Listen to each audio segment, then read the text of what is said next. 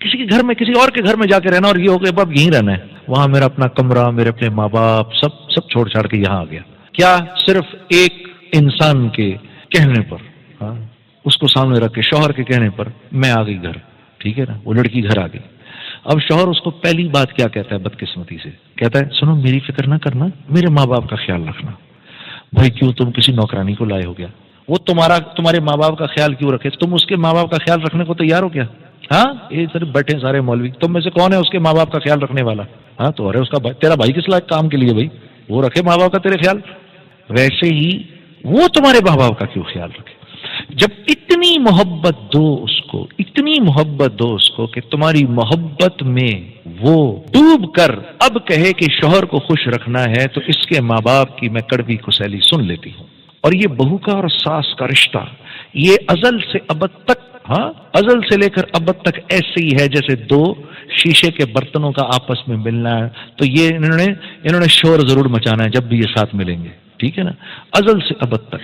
مجھے ایک مرتبہ ہماری دادا جی صاحب بتا رہے تھے کہ جب اپنے گھر پہ اپنی بہو لانے لگے، فرمانے لگے کہ میں نے اپنی بیوی کو 1 سال پہلے سے ٹرین کرنا شروع کیا، بتانا شروع کیا کہ جیسے تیری بیٹی جا رہی ہے نا کسی کے گھر اور تو نہیں پسند کرتی کہ وہاں تیری بیٹی کے ساتھ کوئی برا سلوک کرے، ویسے ہی کسی اور کی بیٹی بھی گھر آ رہی ہے.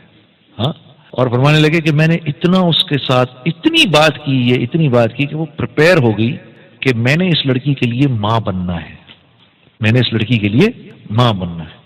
تو آپ کے لیے ضروری کیا ہے؟ آپ کے لیے ضروری کیا ہے؟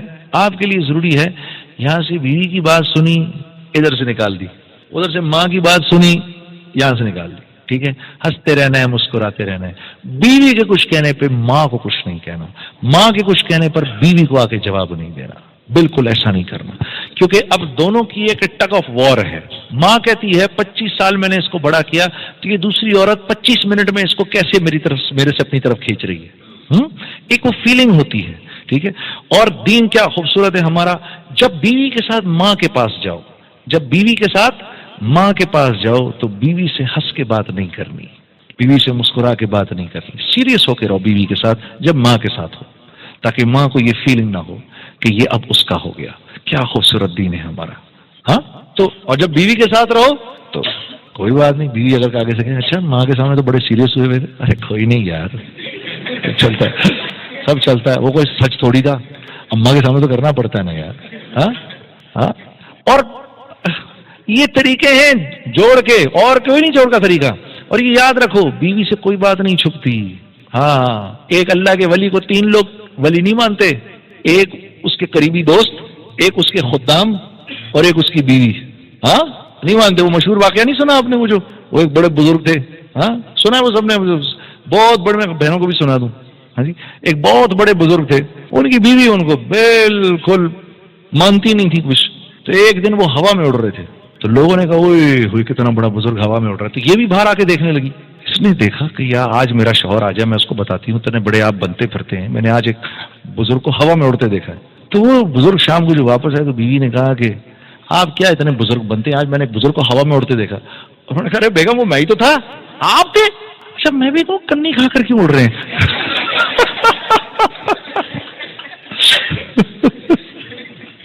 ہاں وہ اس رشتے کا بہت خیال رکھنا ہے.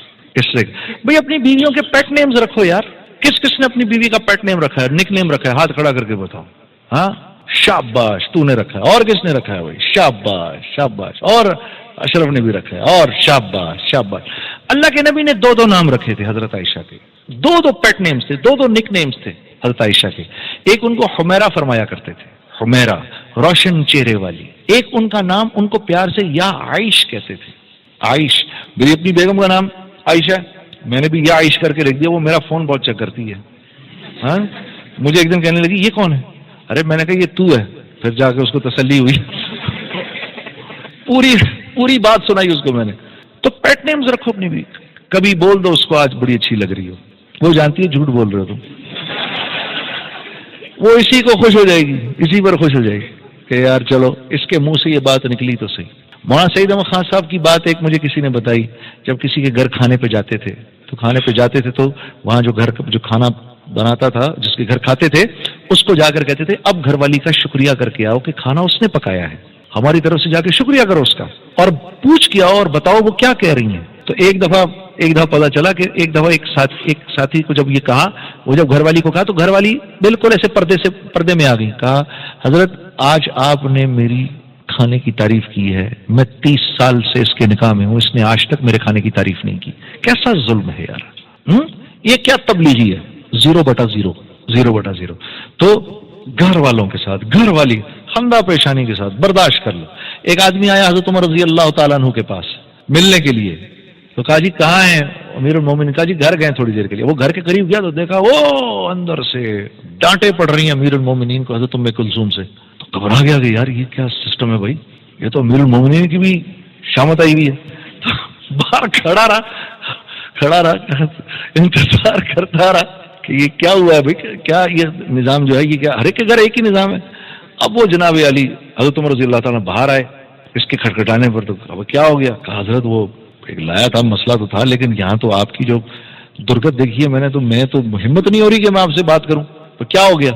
آپ کو بھی بیوی سے جھاڑ پڑ رہی، تو آپ مسکرا دیے۔ ارے کہا یار کہ جھاڑ کھا لی بیوی سے تو کیا ہو گیا یار، دیکھو میرے گھر کا خیال رکھتی ہے، اس کی وجہ سے اللہ نے مجھے اولاد دی، ہاں میرے کپڑے دھوتی ہے، میرے لیے کھانا پکاتی ہے، سارے گھر کو صاف رکھتی ہے، جب میں گھر واپس آتا ہوں تو مسکرا کے مجھ سے ملتی ہے۔